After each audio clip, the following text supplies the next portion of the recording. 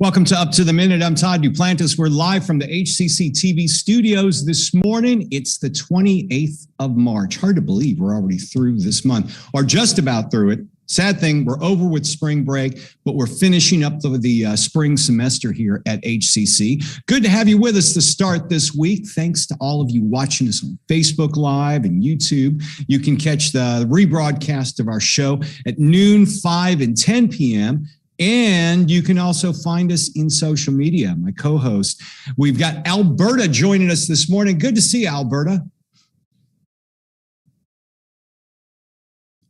Let's see, there we go. Good to see you too. Good morning. Good morning. So did you have a good weekend? It was pretty nice outside over the weekend. Oh yes, I had a great weekend. Did you get out to the Bayou City Art Festival? I know you were excited about it last week. I actually didn't get a chance to, but a close friend of mine actually went, and they bought art and everything like that. Paintings and hand-drawn pictures. It was really good. Yeah, I went to the park yesterday to run, and of course, all the spaces were full. You had to drive around to find a spot at Memorial Park, but you could see the people walking around with the paintings and everything they bought. So it looked like it was a successful festival. They had a lot of people going over across the street to it. So it's good to see it's festival season in Houston again, and things are starting to open up again. And a lot of these festivals they haven't had in a couple of years. I know there's lots of things opening up. There was a St. Patty's festival I went to, so everything is pretty much back to normal. Almost. All right. Back to normal. We mentioned people can watch us on HCCTV, the rebroadcast of the show, but they can also find us in social media too. Yes, you can find us on social media. Make sure you look up Houston Community College and not just HCC. We're also on Twitter, LinkedIn, Instagram, and you can find us on HCCTV, noon, 5, and 10 p.m., Monday through Friday. That's right. Okay, Alberta, you're going to be talking, stick around because you're going to be talking with these next two guests, Tyrone Sanders and Valerie Sanders. Tyrone is an occupational therapist assistant and the inventor and co-founder, president. And also Valerie is the inventor, co-founder, and vice president of TySafetyBelt. Good to see you both. Welcome to the show. Let's see if we can get you to unmute your mic. Can you unmute your mic? Certainly. Thank you so much. All right, there we go. Thanks for having us on. Thank you. Yeah, it's good to see you both. You've got an exciting invention. Are both of you HCC grads, or one of them, or one of you? Well, just me. I'm the HCC grad. Proud of it. All right. I'm a A&M grad. Absolutely. Good deal. That's one of our partners as well. Thank you both for being here. We're looking forward to hearing about your invention and all the things going on. So stick around. We're going to be with you in about 10 minutes or so. Okay. Thank Thanks. you. All right. We're going to get on to our first guest. It is Mental Health Monday, and we've got Dr. Quinella Minix. She's known as Dr. Q. She's an elite performance coach, psychotherapist, and our Mental Health Monday guest. Welcome to the show, Dr. Q. Thank you. Thank you so much. I appreciate being here. You're here, first off the top, thank you for joining us, but you're here talking about a very serious subject, one that I imagine a lot of people just don't want to discuss because it's very uncomfortable. And we're talking about suicide among athletes. Now, are we talking young athletes? Are we talking professional athletes? Or is this something that you're finding common amongst all athletes? It's actually common amongst all athletes now. There's been just a change in the younger athletes actually committing suicide. And one thing we want to draw to is Will Smith did a movie several years ago, very heartbreaking movie called Concussion. And it talks about how concussions affect families. Does this lead to possibly mental illness or problems that may later turn into a suicide because of something that started as a concussion or frequency of concussions? That's actually a complex question when you think about it. So when you get the concussions and by the time you reach CTE, it's years. By the time it reaches that. But a lot of athletes who are young and get the concussions and start having memory loss, fear kicks in.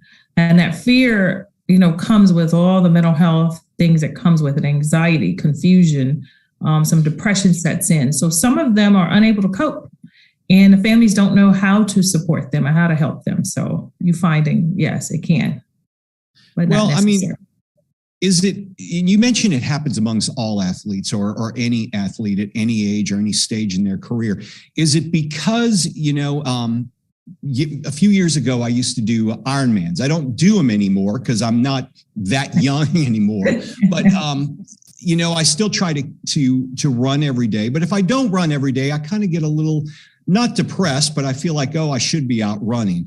I would imagine when you're an athlete and you're training at a top level, it's a big letdown when you have to slow down or your body starts catching up with you or you just start getting older. It is. And it's a difficult transition. It's a transition from being an athlete, because once you're an athlete, you're always an athlete. And so when you're not able to perform, a lot of times if you don't have that help mentally, you usually crash and burn. It's very difficult. It's a very difficult transition, just like the military. And how do head injuries play into this more? Going back to that issue, you mentioned, you always hear about athletes, especially maybe football athletes that are prone to concussions, developing problems later in life. Some cases become famous, unfortunately, because of horrible incidents, but you hear of some that are on the decline. How can you correlate the two things or look back to them as well? A lot of sports, actually, you get concussions. So a lot of times people focus mostly on football. And when you look at cheerleading, soccer, baseball, basketball, so all of them, and how you correlate it is when you start noticing some of the symptoms of concussions, the memory and then the headaches and the long-term, the gait, those things. Actually, my husband died of CT in 2017. So being able to see that decline and not working out and usually see that decline rapidly once it reaches that stage. You mentioned you see the decline rapidly. Did it start a few years before, or what are you noticing in research that you can relate to us? How long can that decline take? Well, it depends. There's so many factors. Encephalitis, by the time you make it to encephalitis, it's my husband was 30 years in. It happened to him at 15 years old, the last damage. But when you think about, some athletes never reach that point and some do. So there's genetic factors involved. There's the head trauma. There's the age that you receive that head trauma. There's so many factors. So it's a difficult question to answer because some people never see that. Are there things that we have now with technology which are making sports any safer to play, or are the kids who are going out and playing football right now in the same dangers as they were, say, 30 years ago, like your husband, or 40 years ago? Well, it is the same dangers. They have put a lot of things in place like the helmet, but I think some of the biggest and the best care is to follow the doctor's orders and for the parents to be educated enough to notice those things and allow that kid, that adult to rest the brain. Like any other part of your body, if it's not rested and healed, the damage just gets worse. So I think just understanding and being educated about concussions is the best method. What are some of the things you should be looking for with your children or with your spouse who was maybe injured years ago? What are some of the common signs that you can maybe relate to our audience? So one of the biggest signs is actually the fog. They may not be as coherent. Their eyes may be a bit glazed. You may actually see them, their gait is off when they're walking, their gait is off, and their memory is foggy. Their behavior is different. Some of the real basic is that. And you notice there's a behavior change and the mental cognition is there. You'll see it. Talk to us about the importance of supporting someone dealing with mental health or head injuries. I mean, obviously, they need the family support, especially if you are a top level athlete or someone that's just retiring, quitting, slowing down, and you're starting to have some issues over that. I think finding ways, such as when they start having the memory problems, finding ways to support them by getting a calendar together where you can help them so they don't feel as handicapped. Actually not reminding them or how they forgot, understanding and meeting them where they are and getting educated. That's the biggest thing. It's just being educated how to support them and just being that voice. When they become aggressive or irritated, don't respond like you would to someone normally. Dr. Q, are there certain resources that you would send people to get more information? Is there a website that you would point out where you can go and get some more information on this? Yes, there's a Brain Injury Awareness Association. And then also I have a nonprofit called SciFit Organization, where I actually offer free counseling for a lot of athletes that we fundraise. So we can offer those and offer support to the families and stuff. So SciFit.org, www.scifit.org. Okay, we'll put some links in our social media post after the show where you can get some more information. Dr. Quinella Minix, Dr. Q, an elite performance coach, psychotherapist, and our Mental Health Monday guest. Thank you for joining us this morning on this important subject. Thank you so much, Todd. All right, thank you. We're going to move on to an HCC former student who's now got a great invention. You want to go ahead and start this interview for us, Alberta? Yes, I do. Thank you, Todd. Oh, sorry. So we are moving on to Tyrone and Valerie Sanders, the inventors and co-founders of the TySafetyBelt. Thanks again for joining us, Tyrone and Valerie. We are looking forward to learning more about your new invention. Dr. Philip Nicotera, Coleman College president himself, recommended you for the show. So thank you. Quite an honor. Thank you. Thank you. So first of all, congrats on a couple of big wins for you, Tyrone. And tell us about them. It was quite awesome to win first place. I actually had two awards for Invention of the Year. One was from Salmon's Center, and the other one was from the AOTA, Occupational Therapy Board. Out of 100 participants, they narrowed the field to 11. And I ended up being the winner, and I was so satisfied in my heart with it. It was really satisfying. We put a lot of work into it, and it came to fruition with the win. That is awesome. Out of 11, it just narrowed down to you.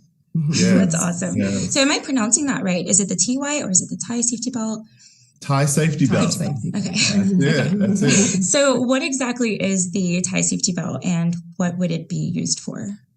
Yeah, the TySafetyBelt. Well, a lot of people would recognize it as a gait belt. It's a traditional gait belt that has a different spin to it. For those novice that's not aware of gait belts, if you've ever seen a nurse or a therapist walking with a patient that just recovered maybe from hip surgery or knee surgery, they have a gait belt around them while they're walking, trying to introduce them to a new gait, how to walk again. So that's a gait belt. So the problem with that is that's an old traditional belt, which has been around probably since the 70s, and it's so cumbersome. So I put a different spin on it, and I'm so excited about it that I put a different spin on it. Well, now you don't have to go out and look for that belt. So, wow, that's really exciting. Yeah. I've never really paid attention to what a gait belt was. So you have a patent pending for 2 prototypes, correct? Can you tell us more about that? I do. It's very, very exciting. We have 2 patent pendings on the products. The TySafetyBelt itself it's a retractable belt. I've kind of revitalized it in a lot of ways. It's just like your late model TV. Everything has elevated. Now you have a flat screen. Right. So the gait belt is elevated. So my belt that I thought of is retractable. It has a case inside, and more importantly, you can clip the belt on you. It has a clip that can be worn at all times by the therapist or the aide or anybody that's in home care that's taking care of a loved one, you can have this on you with doctor's appointments. That way you can have it on you at all times. Also, so it's just really easy to use for anybody. It really is. And also have a patent pending on the case, which houses the traditional gait belt. So the traditional gait belt is so cumbersome to have on you at all the times. We normally store it in a therapy closet in a hospital or nursing home or a therapy center. It's stored away because it's so cumbersome to carry around. And this traditional gait belt that we come up with, the holder of it, you can also clip that on you. So you can have that on you as well. So I'm really excited about both products. And so our logo is always to have safety on your side at all times. Like he said, originally you have to go and look for the gait belt. You're out of protocol, not using it. And in this case, you always have it. You check in with it with like everything else. You'll check in when you put your mask on, you'll know to have the gait belt on you. A lot of times you can't really pick a patient up if they fall on you, and you have to go and look for it. Right now it's on you. You'll always have it on you. You clip it on and it's there. Yeah. I love hearing how people are just changing the game and making home care, for your loved ones. Like if your parent suddenly can't be in the care of someone you trust, Correct. You're making it a lot easier for you to be the one to have everything you need at hand. And that's changing the game, and I love hearing that. Good. So it's not normally used for consumers, but it can be used by everyday consumers. Correct. Sure, it can be. Correct. It can be.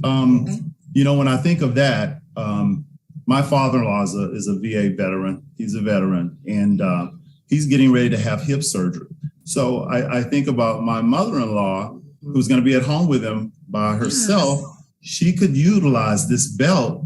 It gives them a sense of security when she's helping him transfer maybe from his wheelchair to the bed to the wheelchair. So and also I have a nephew that's a wheelchair athlete. I think about people in that realm.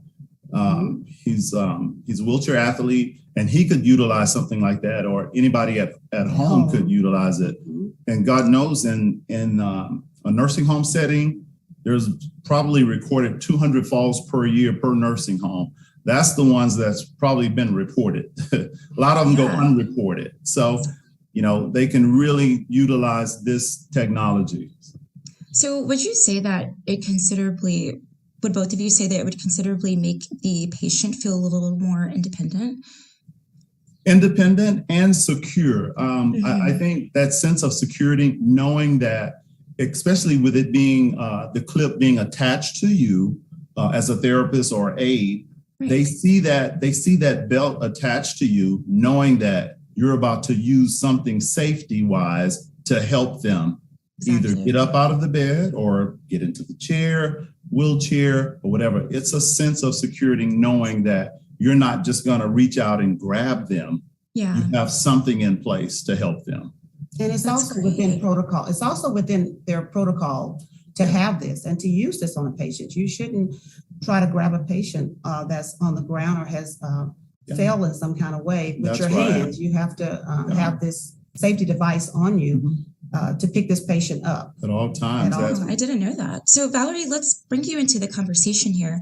What problem would the TySafetyBelt and TySafetyBelt clip case holder really solve? It'll solve the problem, as I just indicated, that you always have it on you, and you don't have to go and look for it. It's not in a closet somewhere that you have to go and grab it. A lot of people work with children and everything like that. And my son works with disabled children too. And he's saying that he's having to put it around his neck sometime, or grab it. He's trying to have this gait belt with him. He has kids that have head injuries and stuff, and that he has to have this belt to help move those kids along from one place to the other. And he has to go and look for it, or either he has to put it somewhere on him. And it's just easy to have it on you at all times. Okay. I read that there are hundreds of falls a year because the healthcare worker would leave the patient to retrieve a belt. So that very dangerous. That's very, very dangerous. Yes. Very dangerous, like leaving a baby while you're charging them and things unattended. Like that. Yes. Yeah. And so with that mindset, when you think about leaving a patient alone on the edge of bed or just unsafe in their chair, if if they have a lack of trunk control or whatever, that could be very dangerous doing that. Yeah, so my mindset when I began to work on this project was hopefully I could change the culture of safety in a setting, whether it's a therapy setting, nursing setting, just safety was on my mind. What could I do? What was that? Rehabilitation. Yes, for sure. Yeah. So if I could change the culture and have something and create something that they could have this belt on them at all times. I looked at it like a cell phone use where people have an attachment clip with their cell phone. It became a culture of having it on you all the time. So that was my mindset.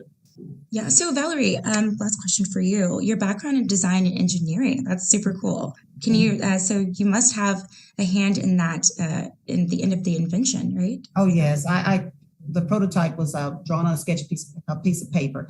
And yes, my son and I, we kind of worked with that and we tweaked it with my husband. And so, yeah, it was done on a sketch paper. We put it into assembly and we're in the manufacturing stage and we're trying to get it done. There's still some tweaking done, but the case that housed the original gate belt, because just in case you don't want to use or it's not accessible right now, you can, we have the case that we invented too, that you could put the old traditional belt inside of to hold, with the clip. So because we're still tweaking the device of the gate belt, but the case, the retractable part of it, we're still tweaking that. Yeah. And so the case is now available and ready, and you can visit that on our website for orders and other things. It's TySafetyBelt.com. Well, thank you so much, Tyrone and Valerie Sanders, inventors and co-founders of the TySafetyBelt. We'll have more info on everything you just said, how to find those links, more on our post after the show. Thanks again for having us. Thank you so much. All right. Thanks, Tyrone, Valerie, and Alberta. Thank you all. Okay, let's talk about a few announcements we have going on this week for HCC. One of them is happening today, Alberta. In fact, this is a Recipe for Success workshops. Yes, so HCC is continuing its virtual workshops to help you succeed. So what will be coming up is the critical thinking skills, which is today at 5 p.m. So we'll have the links for the registry after the show. Yeah. Life hacks. Okay. Credit common sense. Join Student Life's financial literacy workshop for some common sense when it comes to tips to build your credit, handle credit card and credit card debt, and handle money management. This is free advice. Trust me, this is good stuff to learn. It's happening on noon tomorrow, Tuesday, March 29th. We'll have some links to register for that after the show as well. And the entrepreneurial initiatives is very busy, but they're open for business. Yeah, so HCC's Office of Entrepreneurial Initiatives have launched some new programs for entrepreneurs and small businesses. So you have any great ideas sparking and you want to learn how to get them out there. Very much a good idea to enroll. Yes, we'll have some links on the two events they have coming up in our social media posts. Okay, free groceries. Here's the deal. We realize that food insecurity, especially within the Houston area, and in fact, nationwide, following the pandemic, we realize it's very high. We're working with the Houston Food Bank to bring out the Houston Food Bank food trailers to all of our HCC campuses through Thursday. Anyone can register, anyone. And you just register, you go by the location where the pantry is, and you just pick up your free groceries. That happens 10 a.m. to 1 p.m. daily through March the 31st. We'll have a link after our show in our social media posts where you can register. It's very easy. And you could go pick up your groceries, not have to, I was talking last week, I think it was with Sade maybe on the show. And we were talking about, maybe your, food insecurity is not a big deal. You have food, but you have other bills, and you're a student, you're struggling for money. Why not put your money towards those bills and rely on this just to pick up some groceries for the week? It's a great deal. Yep, it's taking advantage of Houston Community College because they actually care and they actually will help you, students in need. Yeah, so make sure you check it out, the link after the show. Yep. We have also dynamic demonstration, student art winners. It's an exhibition of winning art from the district-wide fall 2021 student art Instagram show. It will be able to be viewed at the Central Gallery. So multiple works in diverse mediums will be included. That'll be through April 9th at the Fine Arts Gallery, Houston Community College Central. All right. This summer, classes are underway and the registration is underway as well. So make sure you check that out. That is happening. April the 11th is when everyone can look at the new schedule. Now, keep in mind, summer registration's underway. Fall 2022, I know it's hard. We're talking about that already. But April the 11th, everyone can check out the schedule for fall 2022. April the 18th, the priority registration for Vets and Eagle Promise program takes place. And April 25th is when everyone can register for the show. So get ready to do so. There are 5 options in taking your classes. Did you have an option you preferred while you were taking classes here at HCC? Did you like online anytime, online in a schedule, in-person classes? What was your favorite? Well, it was in person just because it's important to get the hands-on experience of being in a classroom, talking to your classmates. But after COVID, it was definitely online, considering I started to do more modeling and acting, picking up. So if you're really busy, online anytime would be a great, start. Yeah, online anytime, or if you want to just do it online, but at a set schedule, maybe interact with your professor and classmates, you can do online in a schedule. All those will be available. Make sure you register early, though. Get the classes you want. For the in-person classes, they're going to be very small. Okay, go to hccs.edu/apply to register today.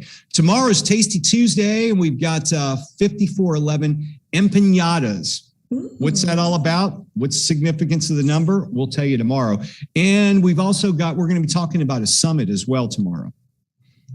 Yes, the summits. So, we will have the folks behind HCC's annual Sense of Belonging Summit coming up in early April. Right. So they'll be here tomorrow as well. You're back on Thursday, right, Alberta? Back on Thursday. All right. She'll be back here at the studio on Thursday. I'll be remote, but either way, we'll all be back tomorrow, 10 a.m. live for Up to the Minute. Have a great day.